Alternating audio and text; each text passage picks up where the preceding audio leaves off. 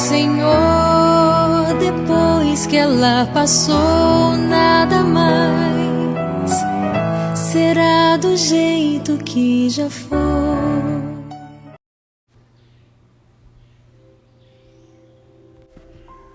Naquele tempo, Jesus foi para o Monte das Oliveiras. De madrugada voltou de novo ao templo. Todo o povo se reuniu em volta dele. Sentando-se, começou a ensiná-los. Entretanto, os mestres da lei e os fariseus trouxeram uma mulher surpreendida em adultério. Colocando-a no meio deles, disseram a Jesus: Mestre, esta mulher foi surpreendida em flagrante adultério. Moisés na lei mandou apedrejar tais mulheres. Que dizes tu? Perguntavam isso para experimentar Jesus e para terem motivo de o acusar. Mas Jesus, inclinando-se, começou a escrever com o dedo no chão. Como persistissem em interrogá-lo, Jesus ergueu-se e disse: Quem dentre vós não tiver pecado, seja o primeiro a atirar-lhe uma pedra. E tornando a inclinar-se, continuou a escrever no chão. E eles, ouvindo o que Jesus falou, foram saindo um, a começar pelos mais velhos. E Jesus ficou sozinho com a mulher que estava lá no meio do povo. Então Jesus se levantou e disse: Mulher, onde estão eles? Ninguém te condenou? Ela respondeu: Ninguém, Senhor. Então Jesus lhe disse: Eu também não te condeno. Podes ir e de agora em diante não peques mais. Estamos no 5º domingo da Quaresma, última semana mais próxima de preparação para a celebração da Semana Santa. Desde segunda-feira passada, os textos do Evangelho de João nos mostraram a dificuldade de comunicação entre Jesus e os fariseus. Mostraram, na verdade, a tensão entre os judeus e Jesus. E veremos que essa tensão vai se intensificar durante esta semana, culminando em sua morte. Hoje, há uma indicação na liturgia da igreja que nós podemos cobrir as imagens e a cruz como forma de nós exprimirmos o jejum dos nossos olhos. Nós queremos purificar o olhar de nosso coração para poder ver na paixão do Senhor esta caridade, como diz a oração da coleta de hoje, essa caridade que levou o Filho de Deus a entregar-se à morte no seu amor pelo mundo. Pensemos, irmãos, nesse instante agora, no sentido profundo do Evangelho deste domingo.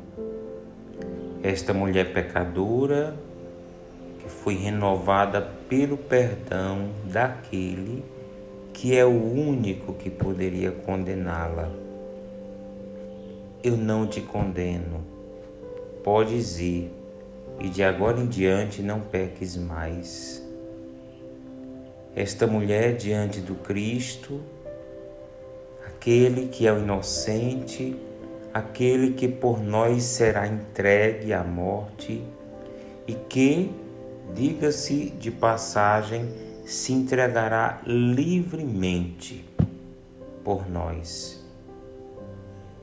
Como diante disso, dessa entrega livre do Cristo, como não nos sentirmos, não nos reconhecermos culpados?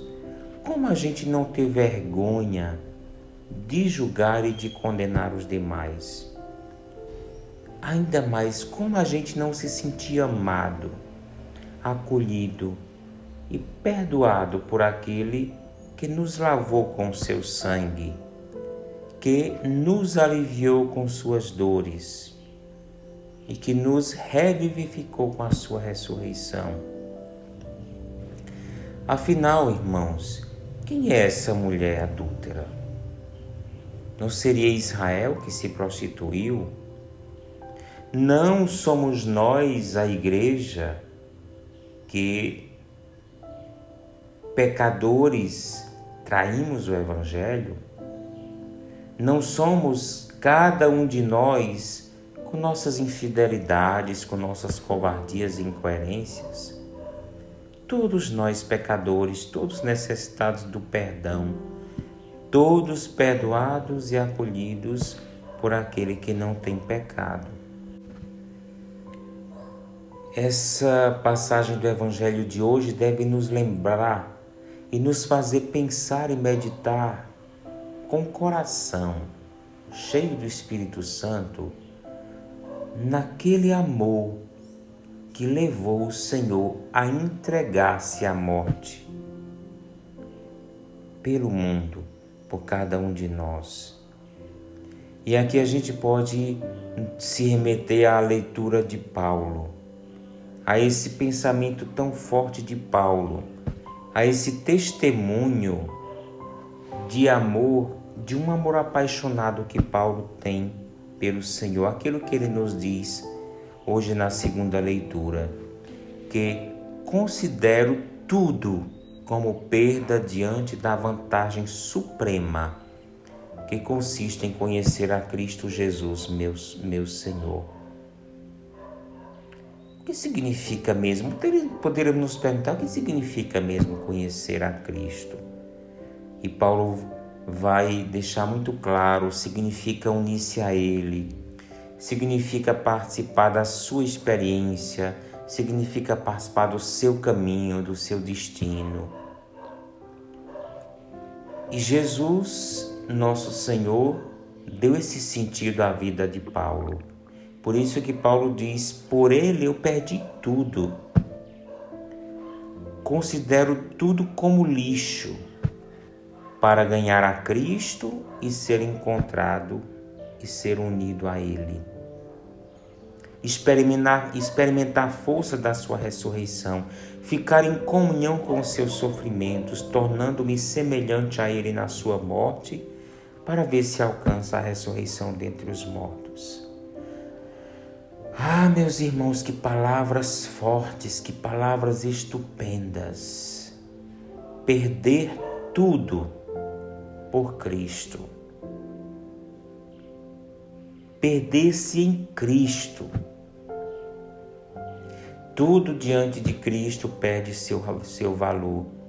Tudo fica relativizado por Ele e em relação a Ele.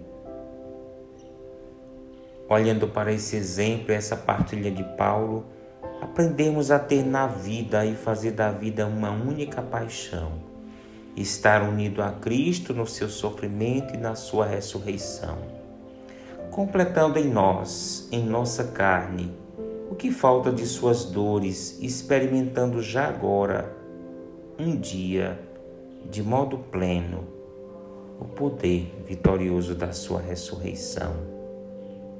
Que coisa estupenda! São Paulo deixa claro que ele quer viver na sua vida, na sua carne, nos seus dias, a Páscoa, a ressurreição do Senhor. Os sofrimentos dele, os seus desafios, ele quer que estejam todos unidos aos de Cristo e vividos em Cristo e no amor de Cristo, para também ele experimentar que na sua vida, na sua carne, a vitória de Cristo sobre a morte.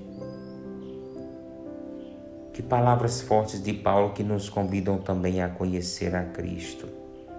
E temos o conhecimento experiencial de Cristo, não um conhecimento teórico, um conhecimento exterior, somente de leituras, de ouvir falar, mas um conhecimento coração a coração, vida a vida, lágrima a lágrima, vitória a vitória. Este deve ser o nosso caminho. Conhecer a Cristo e nesse conhecimento de Cristo, ao relativizar tudo que fica submisso a Cristo, com olhar fixo nele, a gente entender que a gente não deve ter condenação pelos irmãos, mas a gente pensar que Ele é o único que pode fazer isso. E como nós precisamos nos penitenciar, porque nós constantemente nos vemos com esta tentação de julgar os irmãos. Está próximo, meus irmãos, a Páscoa do Senhor. Acolhamos nesses dias as leituras da Paixão, as leituras que nos aproximam da celebração da Paixão do Senhor já na Semana Santa. Acolhamos e que Deus nosso Senhor nos guarde, nos proteja e nos ilumine em uma escuta atenta, coração a coração da sua palavra. Nós vos adoramos, Senhor Jesus Cristo, e vos bendizemos, porque pela vossa Santa Cruz remistes o mundo. Que Deus te abençoe e Maria te guarde, em nome do Pai, e do Filho e do Espírito Santo. Amém.